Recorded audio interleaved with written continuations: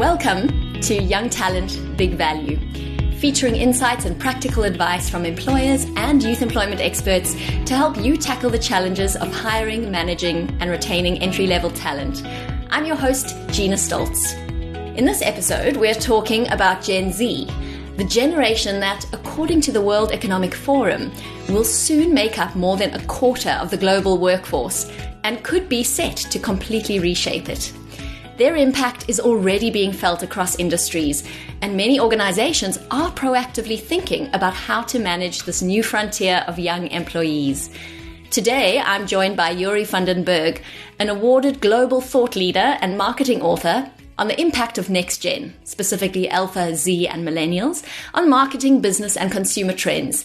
And in the spirit of sharing our own experiences with our learning community, we've got two leaders with us today, Wendy Moy and Larisha Solomons from our contact center at Harambee. They hire Gen Zs into a year-long work-integrated learning program, and we'll be hearing about their challenges and the strategies they're testing to tackle them.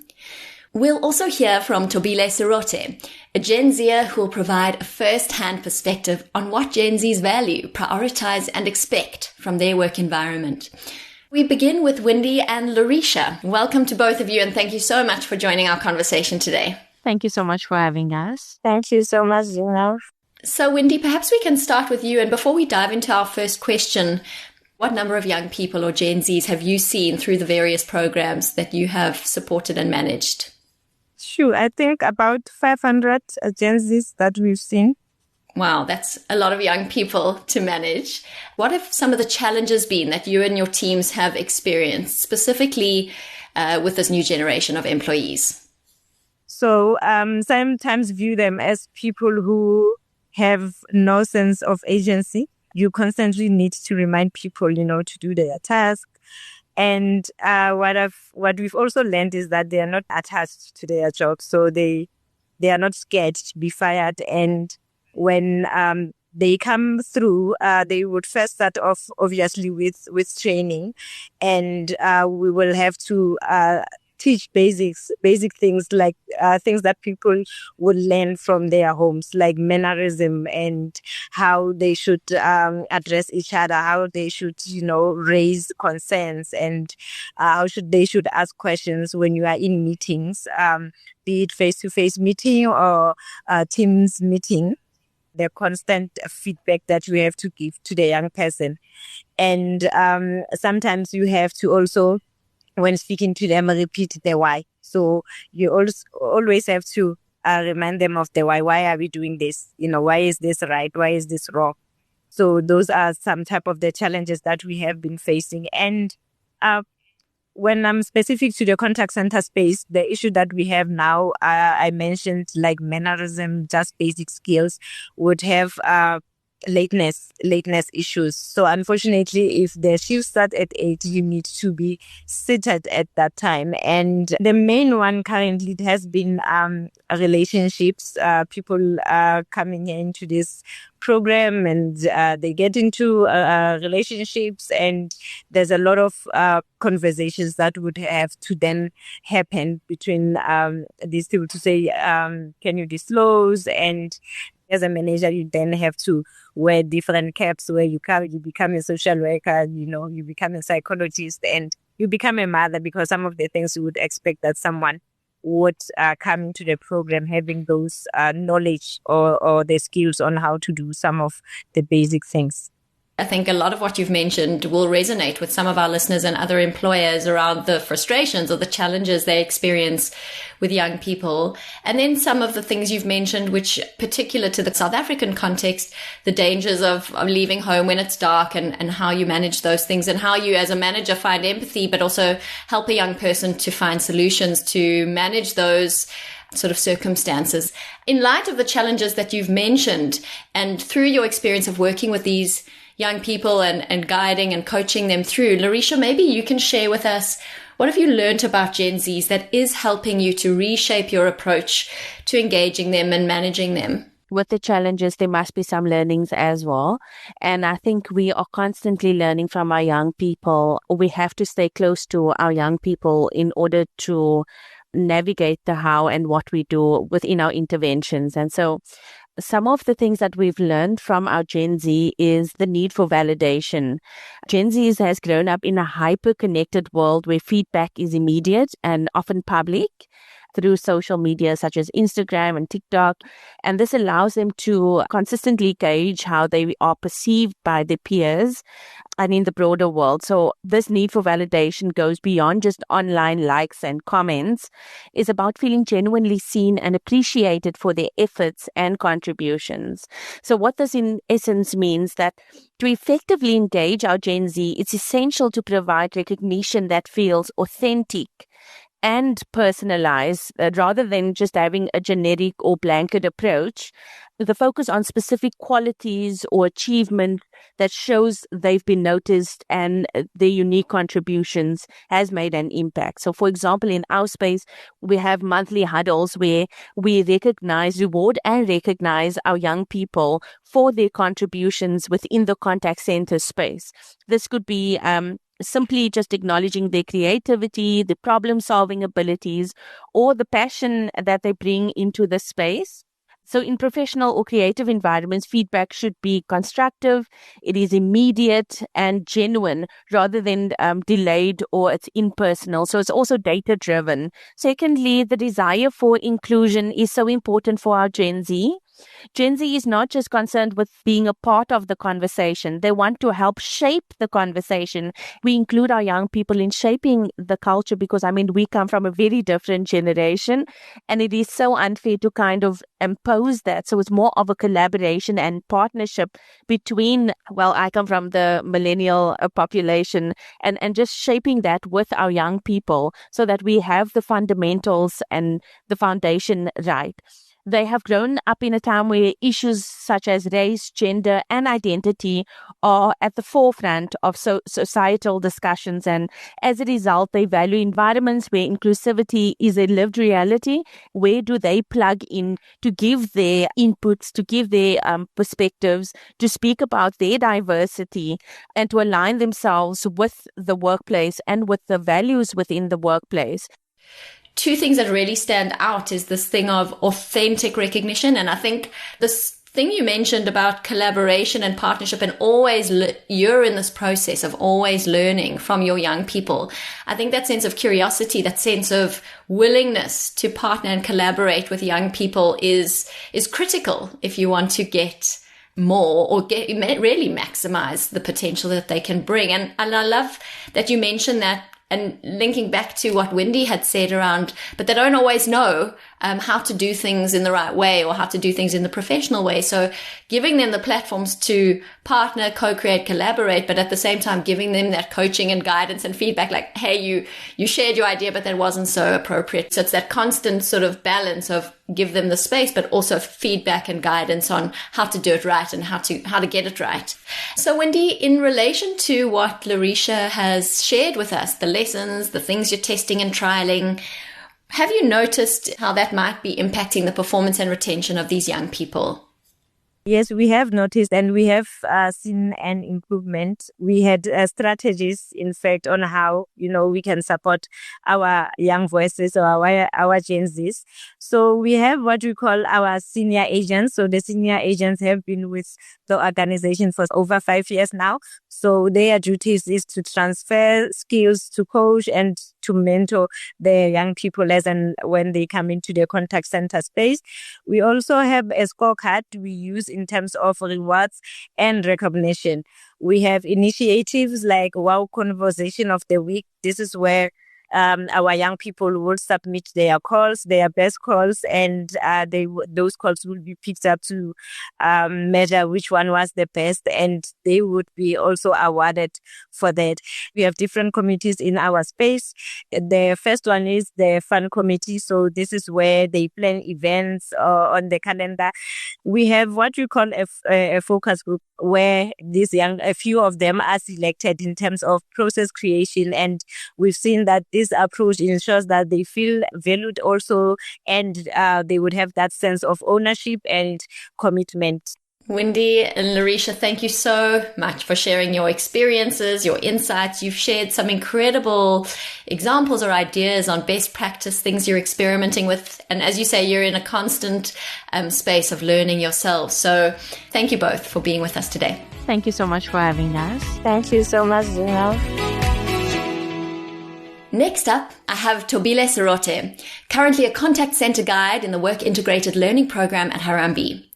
Cited by her managers as showing leadership and administrative capabilities and not afraid to speak out for herself or her team, she shares her insights and experience with us on what managers can do to help unlock young people's potential. Welcome, Tobile. It's lovely to have you with us today. We've heard employers say things like, these guys are the serial no-showers. They don't show up for work. They don't manage stress. They speak up without knowing what to say or when to say it. And Gen Zs seemingly have a lot of unrealistic expectations from employers. And in light of that, what would you say to employers is the most important thing that Gen Zs are looking for? Thank you so much, Gina, for having me. I believe first and foremost, Gen Zs do value inclusion and are looking for an environment which somehow include them, maybe forming part of the decisions or initiatives which are taking part in the organization, because this gives them an opportunity to express themselves and, most importantly, share information that they actually have. They want to be, somewhat taken seriously, and they want to find ways to connect with the older generation, as I believe a combination, or rather a collaboration between the older generation and Gen Zs is very crucial and can bring, much more value and benefits into companies. So Gen Zs do want that, to connect with the older generation, and they want to form relationships with them. They want mutual respect between the two, generations. And lastly, I would say Gen Zs are looking for a fun environment. By that, I mean, we want to have fun ways to connect and engage with everyone. Support can help us, push and show up for everything we do. So just being included and just finding opportunities to grow, and just we want a supportive environment. I would say another thing is to just the environment itself. When you are working in a healthy environment, that itself is a motivation to come to work and to give it your utmost best. Things like in our organization, we have a scorecard which we use to track our performance in terms of where we are, how we can improve, and that also helps with regards to seeing our blind spots and where we can reach out to our leaders. And speaking about a scorecard, your rewards and recognition, that's where they come in, to say you are doing good, and this is the little that we do to, say keep on doing the great work. We see you, and that actually helps a lot. I think that's a very powerful thing of support, and this thing of creating that connection and finding a moment of empathy, understanding to really motivate young people to perform for you. So, Tobile, perhaps can you share with us, currently you're a contact center guide in the Harambee Contact Center. You've been part of this program. Before you joined the organization, what were you doing? So I was actually a student at the University of Pretoria studying actuarial science. And unfortunately, I couldn't complete my studies because I had a bit of financial constraints. Hopefully, I can be able to get a bursary or funding so that I can go back and finish my degree. But I am really grateful for this opportunity or the space that I'm currently in. I really am learning a lot. I think what's amazing to hear about this is, and I'm so sorry you faced that challenge of that financial stress and not being able to complete your studies where you were pursuing something that you were interested in.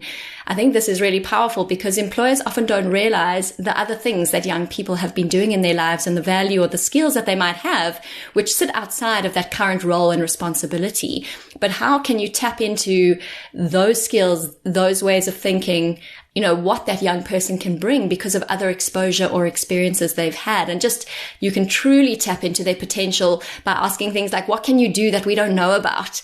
Or how can you contribute value to this role based on your other skills and experiences? And I think that's something we often miss because you assume this young person is coming in, it's their first job. You might make assumptions about what they've been doing prior to this role. And just asking those questions, you can learn so much about the potential that you've got in that young person who just may not have been able to explore that until now because of the lack of access to opportunity. My final question to you, Thobile, is if you could make one request from employers who might be listening in today, what would you say? I would say they must be patient with the Gen Zs, just lead with empathy and just try to understand where they're actually coming from and find ways to include them because all they want is to be included. Thank you for that. It's been wonderful chatting to you today. You've been a total inspiration, not only to me, but our listeners, both young people and business leaders who might be listening in. And I wish you all the best on your career journey ahead. Thank you so much. Now let's hear from Joeri van den Bergh. He is an awarded global thought leader and marketing author on the impact of Next Gen. And he is also a professor at the Bergh Business School in Belgium. We're really excited to have him join us for this conversation. Joeri, thank you so much for being here. Welcome. Thank you, Gina. I'm happy to be here. To set us up with some context, can you share some insights about the defining characteristics of Gen Zs specifically and some of the misconceptions or the common misconceptions about them? So Generation Z, obviously born between the mid-90s and early 2010s, is a unique cohort, you could say. They have distinct characteristics that really set them apart also in the workplace. And we will talk about that later on. So first and foremost, I think Gen Z is incredibly tech savvy. They are the real digital natives. They have technology integrated in every aspect of their lives. And that makes them highly adaptable also to new tools, new platforms, new software, AI, etc. in the workplace. I think another characteristic is a very strong sense of purpose. Gen Z is entering the workforce with a desire to really make a difference, whether that be they want to launch their own business or they're engaged already in side hustles since they were a student. So they're not really waiting for opportunities, they're really creating opportunities. And then, of course, Gen Z is incredibly diverse and they value inclusivity and diversity a lot. They've grown up in a new world, a different world where diversity is the norm. And they expect also workplaces and their leaders to reflect this.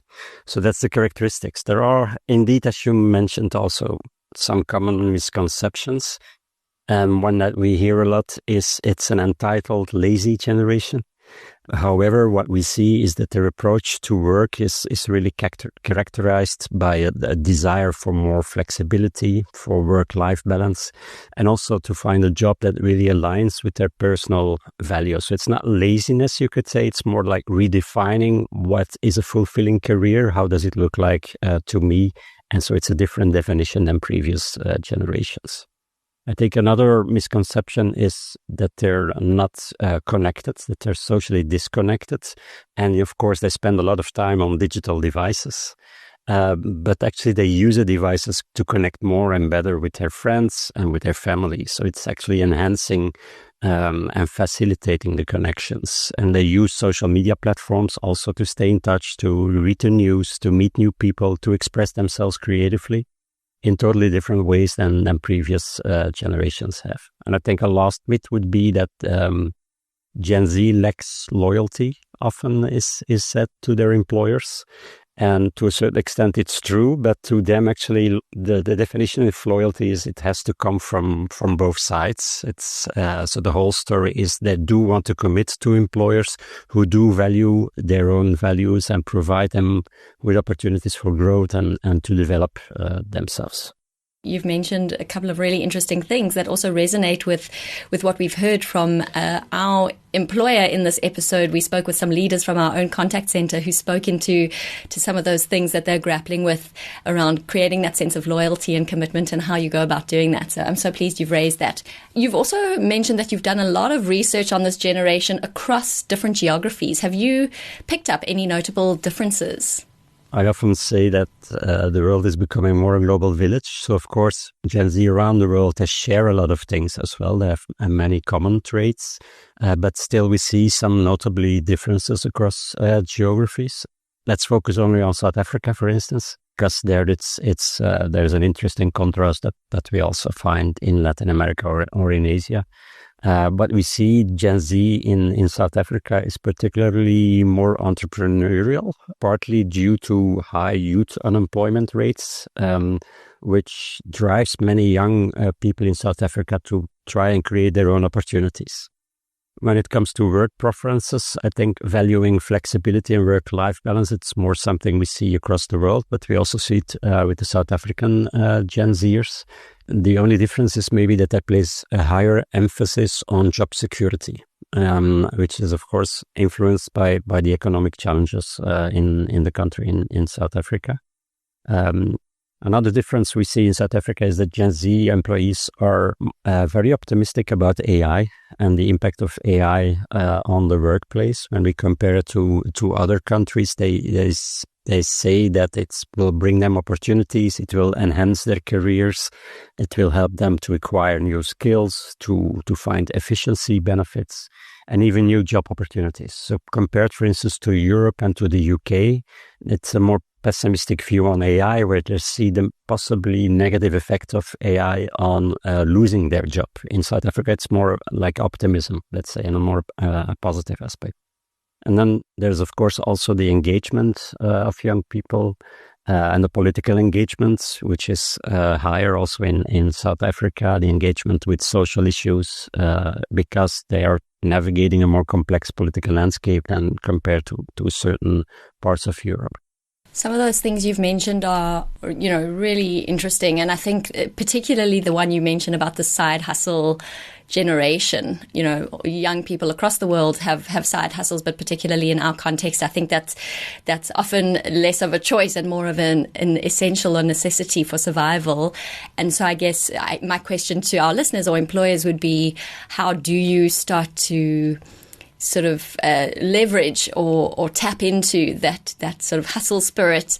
I think the World Economic Forum writes about, they reference a term intrapreneurism. How do you start to bring that entrepreneurial spirit internally into your business, give them opportunities to bring their creativity, their ideas? And so I'm pleased you've mentioned that, because I think often traditionally employers think, you've got to have your job. If you're doing something else outside of your work environment and contractually, that's not okay. But I think the world is changing and the work environment is changing, and for employers to really understand how do we leverage that spirit and at the same time, give these young people opportunities to manage those side hustles and contribute in their work environment. So as I was preparing for this chat with you, I came across this father and son duo who are also authors. They write a lot about Gen Z, Jonah and David Stillman.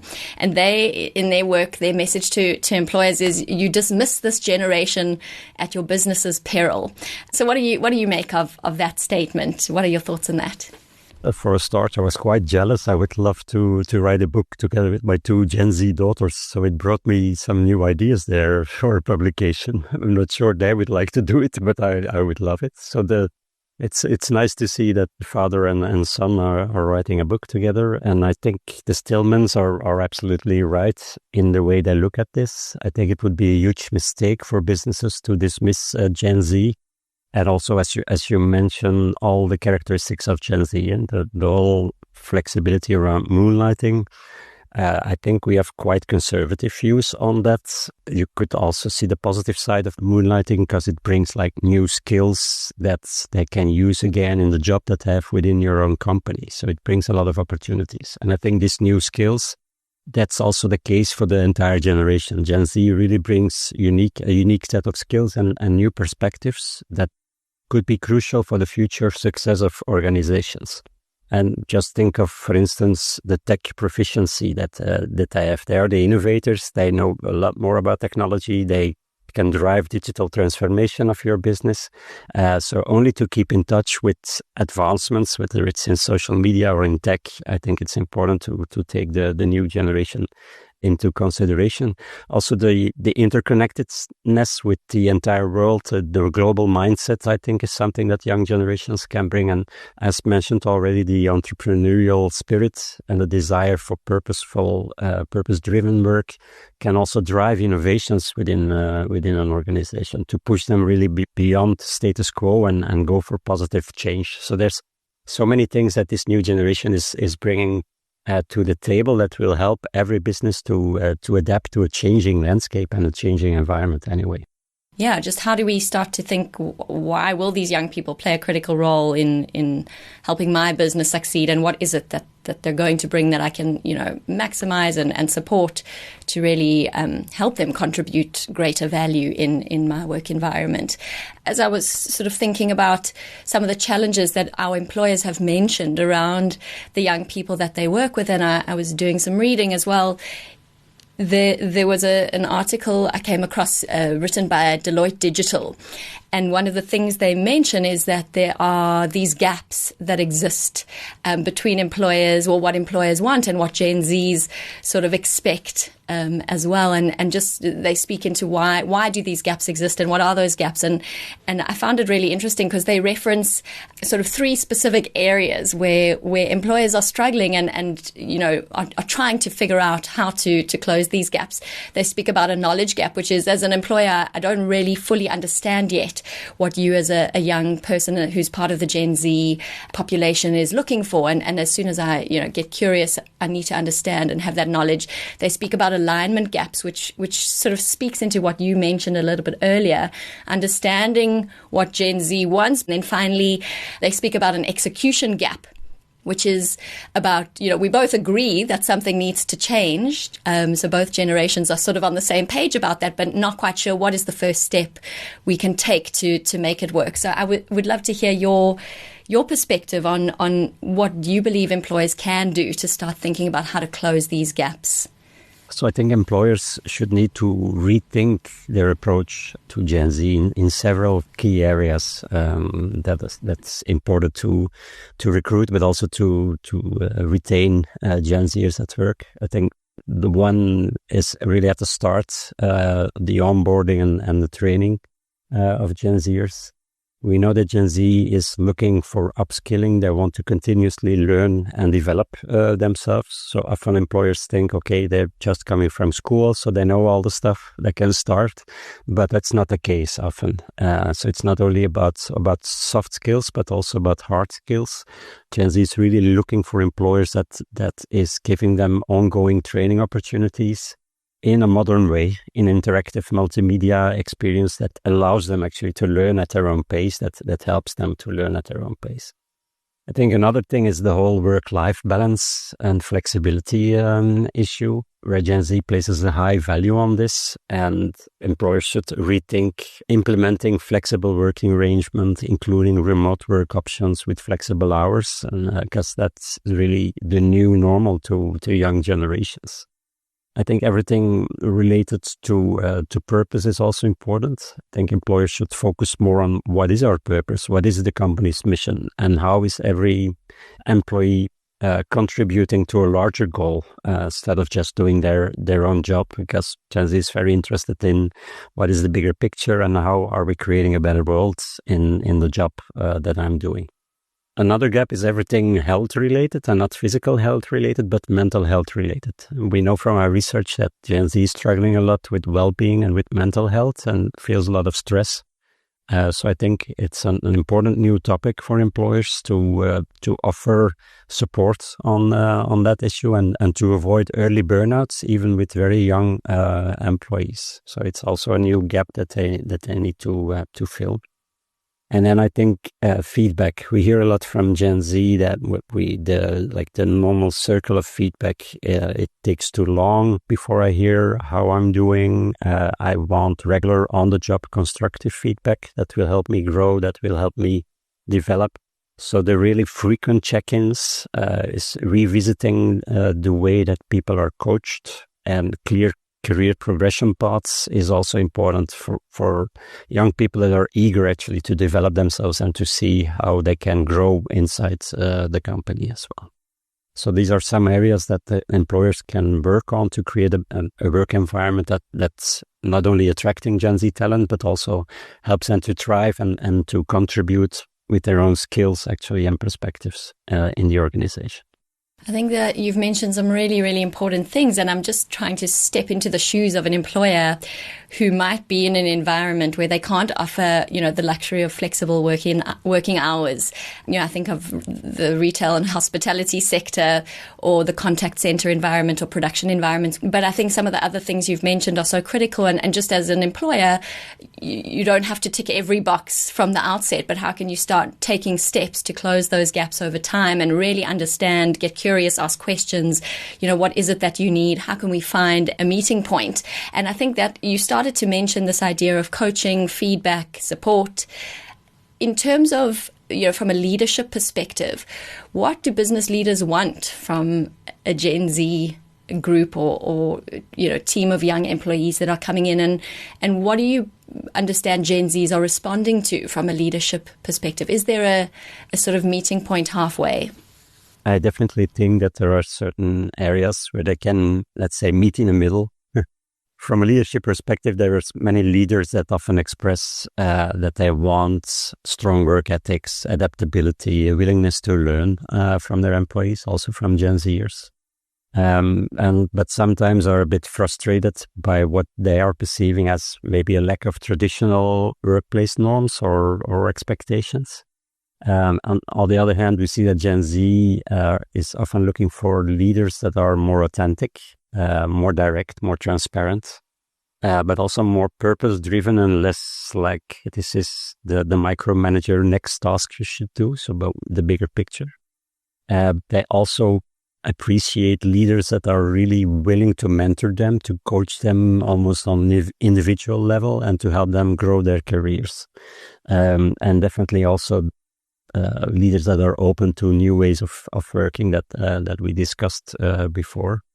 So I think it's important to find some common grounds, and then some things can help to do that. One of the ways to do that is to implement mentorship programs that include also reverse mentoring, where there is really a two-way exchange between Gen Z and their leaders, not in one direction but in two directions. I think another one is working on the larger goals and defining what is our mission, what is the company missions, and how do we each contribute to this meaningfulness of work. And then also, while Gen Z expects a bit of flexibility, leaders often expect accountability. So I think there is a mix where you can add accountability to flexibility, and it's finding the middle in between that. Still keeping your employees accountable for certain end goals, but giving them more flexibility on how to get to certain goals or KPIs, let's call them. And I think in general, open communication is very important with Gen Z. They do appreciate regular feedback and an open dialogue. So creating this environment where Gen Z feels comfortable to share their ideas, to share what they expect in the workplace from their leaders is very, very, very important to them. So Joeri, this thing you mentioned about mentorship, I think is so critical, and we've heard it come up over and over in some of our conversations. But with regards to this, current state of the work environment where we're at, you cite in your work that organizations are managing the most multi-generational workforce in history, from the Gen Zs on the one end of the spectrum to the baby boomers on the other. So in your opinion, what is the value of that cross-generational mentorship? You speak about it happening both ways. So what is the value of that and collaboration, both for business and for its people, and how can employers get it right? Yes, I do believe that cross-generational mentorship and collaboration is incredibly valuable, both for the businesses and for the individuals, for Gen Zers as well, and for the other generations, as mentioned. For businesses, it fosters knowledge transfer, it promotes innovation, it creates a more cohesive working environment. And for the individuals, it provides opportunities to learn and grow by just being involved with other generations and other different diverse perspectives and skills. And when we look at the value that each generation would bring, and starting with the baby boomers, so the oldest ones in the workplace, they have, of course, the extensive experience. They know the industry better than younger colleagues. They have a strong work ethic. Then Gen X is often offering pragmatism, adaptability. They have strong leadership skills.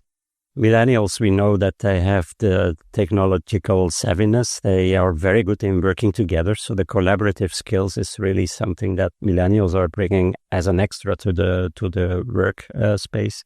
And then, of course, there's Gen Z that brings in a fresh perspectives on new issues, social issues, environmental issues. They're also more innovative and out-of-the-box thinking, and they have the digital native skills. So by actually helping these generations to work together, whether it's with a formal mentorship program or reverse mentoring or creating diverse intergenerational teams, it can lead to a powerful synergy, I believe, that drives business success for employers. On that note, based on the work that you've done with employers sort of across a global context, are there any international trends or best practices that you've noticed that employers in our context could be considering? Absolutely. There are several international trends and best practices that employers should consider. And they're also a bit related to what Gen Z is expecting in the workplace. So one is definitely related to purpose-driven work, where we see increasingly globally that Gen Z is even rejecting job offers if the company is lacking ethical standards or is not working on sustainability. So that's something happening globally, but also relevant in South Africa. Everything related to hybrid models that offer flexibility, which might be challenging in some jobs, like you mentioned, but also maybe in the South African context, it might be challenging. But it's a global trend towards more remote and hybrid culture that will definitely have an impact also in South Africa. I think leveraging AI and VR for training is something that Gen Z will definitely like because of their tech savviness. They had a different way of education, and it can be particularly relevant also in South Africa, where again we see that Gen Z believes a lot in AI to help them to acquire new skills, to find new types of jobs. I already mentioned the high levels of stress that Gen Z is going through and the high achievements, but also the impact on their mental health. So mental health as a key theme in the workplace will definitely also be important in the South African context. And then everything related to transparency. I think Gen Z is really growing up with showing their own lives on social media, what they're having for dinner, what they're doing. So one of the taboos still when it comes to the workspace is everything related to wages, for instance. And it's something we see happening internationally, is that they expect more transparency in how we can make progress in our career, but even in what my colleagues are actually earning with their jobs. So more clarity, more fairness. Also because Gen Z believes that it will lead to more equity and also less differences, for instance, when it comes to gender gaps in terms of payment. So it's also a global trend. And then I think more skill-based hiring instead of just looking at education, more reading resumes from the other way around. So starting from the last part, often where hobbies and other experiences are mentioned. It's also a trend in HR. And especially with young generations, they love to see that they're hired for their skills rather than for formal qualifications. And then all the things we talked about when it comes to flexibility, there's a lot going on worldwide on a 4-day work week, for instance. So then we come to the topic of work-life balance. Again, that could be very challenging, but it might also be like a solution for youth unemployment to work with 4-day work weeks instead of more day work weeks, and give more people a chance to do some work as well. So these are some of the trends that are going on globally. You've given us a lot of food for thought, and what's really exciting based on what you're saying is it affirms a lot of what our leadership team in our contact center is experimenting with, and they're bringing up some of the same questions and challenges based on what they're experiencing with young people. So it's lovely to hear that there's an exciting opportunity around how to really maximize the value that this incredibly, talented, smart, creative generation can bring to an organization. And I just love what you said also about Gen Zs. They want transparency. And an anecdote I'm remembering as I was chatting with our leaders in the contact center, they said, you've got to be prepared for that money conversation. As a manager, you've got to be able to talk about money and be comfortable with it, because Gen Zs are really challenging, bringing challenging questions around, why am I earning this and why is that one earning that? So it's great that you mentioned that too, which is something completely new in the context of the work environment. My final question for you today is, what is one question you would want to challenge employers to ask themselves as the Gen Z population in their organization inevitably grows? Yes, so the one question I would like to challenge employers with asking themselves, now that we see that more Gen Zers will enter the workforce, is how do you create an environment where Gen Z can really thrive, they can really leverage their own strengths, considering it's a multi-generational workforce. They will have to work together with older generations, but how do we create the right environment for them? So they should think more holistically about their workforce strategy, not only how to accommodate Gen Z, but also how to create the synergies just across generations. So in terms of work culture, leadership styles, skill development, purpose, values, work-life balance, communication style. I think there's so many things that they should think of.